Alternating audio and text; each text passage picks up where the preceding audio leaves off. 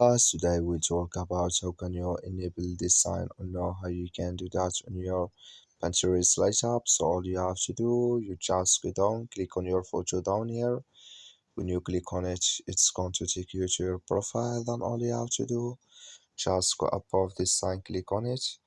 So then it's going to take you to this list here. Then all you have to do, just click here on notifications. So when you click on notifications here, it's going to take you to next step here. Then all you have to do, you just click on bypass notifications here. When you click on it, when you click on it here, bypass notifications, it's going to take you to this list here. Then all you have to do, just go down here and you come here to new pins from creators we think you like. Click in the sign, the like you see here, this color show for us. That's mean enable with us now.